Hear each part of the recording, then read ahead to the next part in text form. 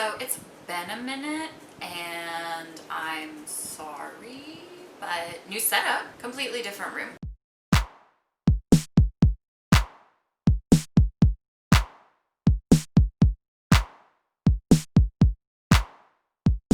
Hey guys, what's up? So we're going to be doing things a little different today. I mean, no, we're going to be doing them exactly the same, but we're in a new room. We currently, switched rooms with my son. So we're in a new room and I can have all of my beauty products behind me on the shelves. You may still see over here some children's books or other knickknacks or things. That'll eventually be cleared out, but thank you so much for joining me today. We are going to be trying out a foundation that I haven't tried out before called the Kick-Ass All Day Wear Soap and Glory Foundation. So we're going to be trying this out today and see how it plays with our skin and what it does. So I got mine in the shade 01 because I'm super fair, and hopefully it turns out good. I know that you can get this brand at, Walgreens, or I don't know if Walmart sells them, but I know Walgreens does, and Ulta. I'm just going to start out with our Rules of Mastic moisturizer to put down as a base. I already did my hyaluronic acid, so I hope everybody is staying safe. I hope everybody had a good weekend. We're getting so much sun here lately. It's insane. Like, I can't go outside without sunscreen or I turn into a lobster.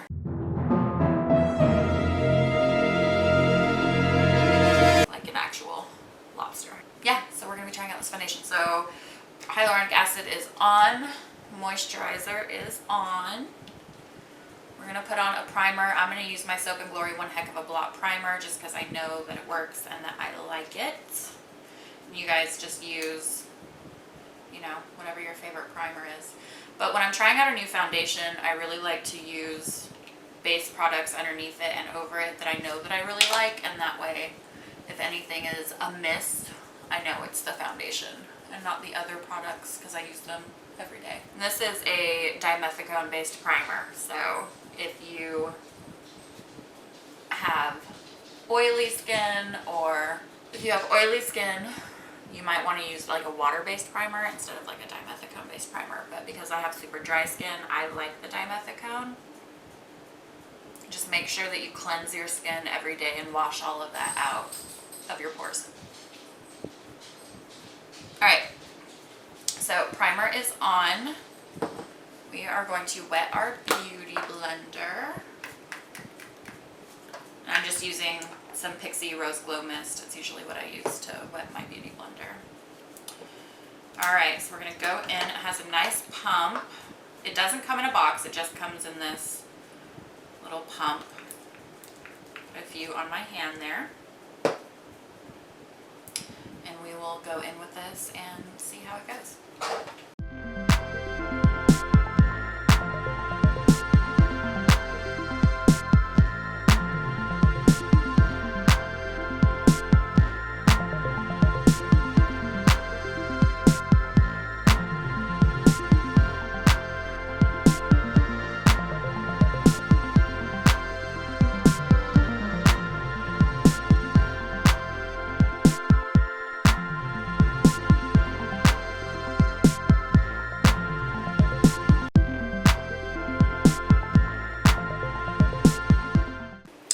So we're finishing up now, putting it on our face and patting it in. First impressions, it's medium coverage is what I would call it. It is a little dewy, it's not matte.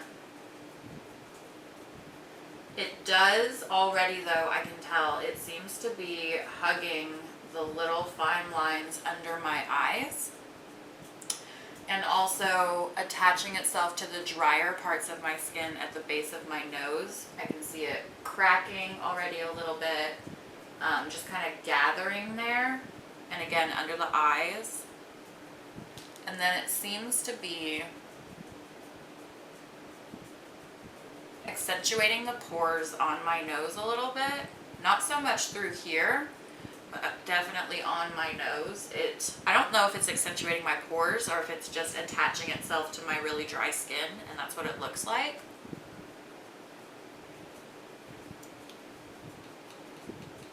but I don't like that it's literally sinking into the cracks and crevices, even with using a primer. That company's primer, because I used a Soap and Glory primer, and then this is the Soap and Glory foundation. So even using their own primer, which it's supposed to go with, it's still collecting in the fine lines under my eyes and around my nose, on all my dry spots. And it didn't cover that pimple at all. It actually accentuated it, so that's fun. Alright, so let's put some concealer over this. Let's see if it plays well with other concealers that are different than that company. I'm just going to go in with my ColourPop, and we'll see how that works.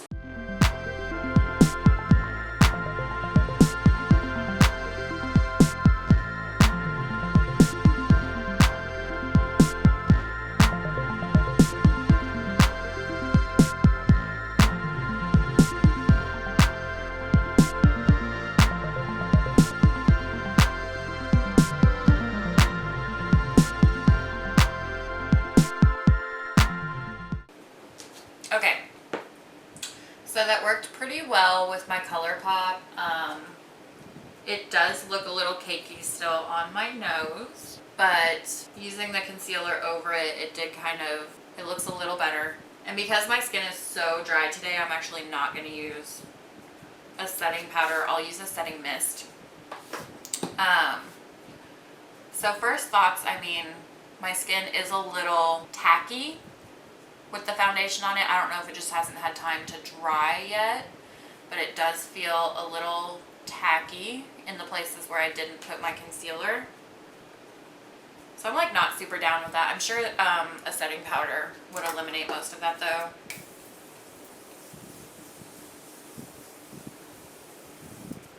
I'm just going to use a mist. Let that cool down. So it's not terrible first impressions, but it's not my favorite. It definitely starts caking under your eyes and in my drier spots around my nose. There's a massive pimple right there. It's terrible, and it's accentuating that as well. So I think that this foundation would accentuate, even in, like you see these, I have these like curmudgeonly lines in my forehead. It cakes in those. I need Botox right there. So it does cake in those and on the other, imperfections on my face. So it's not my favorite. Is it a perfectly, cheap foundation that will get you through the day? Probably. Yeah, it's probably just fine. It's probably comparable to, a lot of the other drugstore foundations on there. A lot of the other drugstore foundations that are available.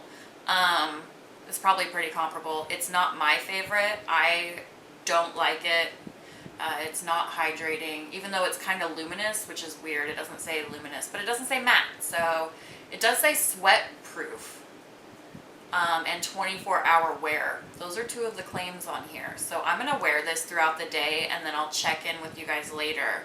And we'll see if this actually is sweat proof and 24-hour, because I live in Oklahoma, and right now the heat index is like 115. So we'll see. We're going to put you to the test, Soap and Glory. We're going to see if this actually works.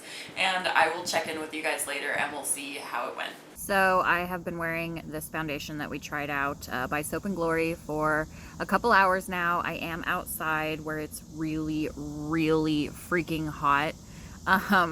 And as you can tell, I didn't put anything else on my face yet, just the foundation.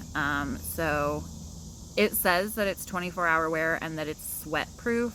Well, it is definitely not sweat proof. I have been outside in the heat for a little while, and if I'm talking on the phone, my makeup transfers right over to the screen of my phone. So it is not transfer proof and it is not sweat proof, but I will continue wearing it throughout the day, and I'll update you guys in a little bit.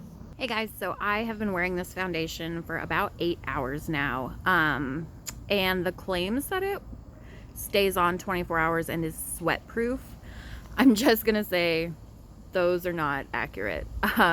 Maybe they're sweat proof and stay on if you live in New York or Washington State or Montana, but here in Oklahoma, where in July it is 110 degrees to 115 degrees, No, no, sir. So it does come off if you sweat and you're in this kind of heat. So I just wanted to let you guys know that. Thank you so much again for watching my videos. Hit that like, hit that follow, hit that subscribe. If you're on YouTube, hit that bell, and I will talk to you guys next time.